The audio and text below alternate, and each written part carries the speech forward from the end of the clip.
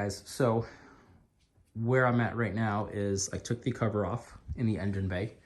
I opened the radiator. And then this I bought on Amazon. It was like 15 or 20 bucks.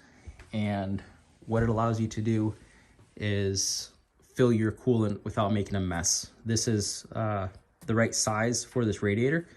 It's got a on and off valve, and it's got a breather tube. That way it doesn't, get stuck and it flows really fast. I'm not at that step yet though. This is the last step in the whole process. So really quick, I'm using the 50/50 OEM Toyota Antifreeze. This is good for, I think, like 100,000 miles, but I could be wrong. Don't quote me on that. All I know is I'm due for it. So what I did, as you can see, I fully deflected my passenger tire inwards so that the back end of it kicks out. There is a plastic shield here. You can use a tool like this to pop those clips out.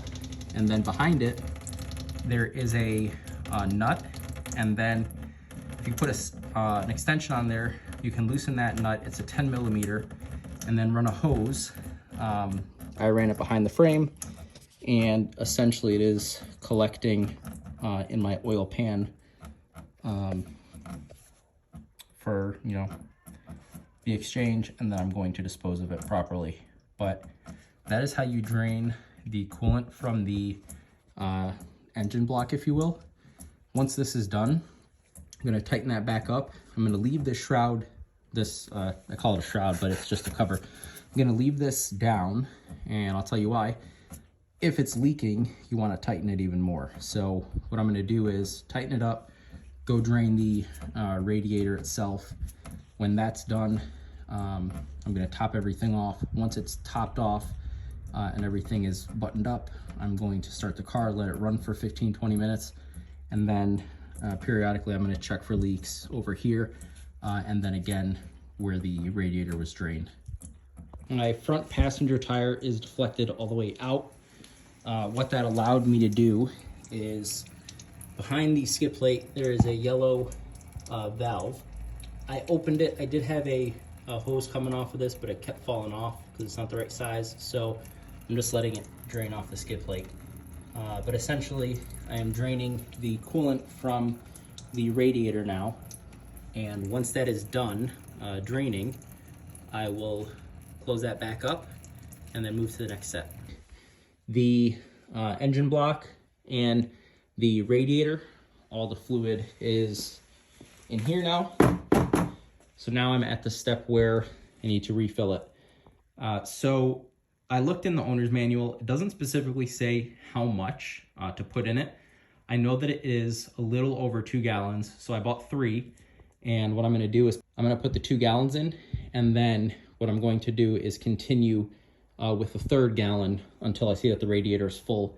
And then I'm going to top off the reservoir and start the car, let it run for 15 minutes. Once it is warmed up and all the air bubbles have worked their way out, I will then top it off if it needs additional.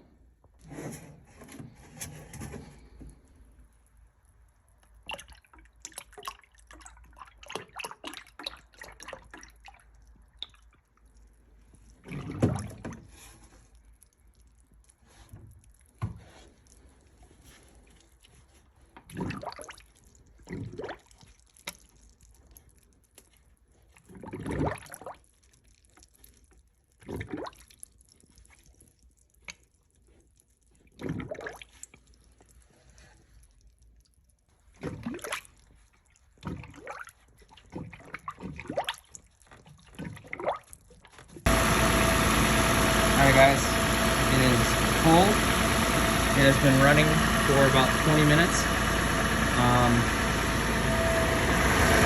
This drain right here is not leaking. It's just leftover coolant that's in that little tube.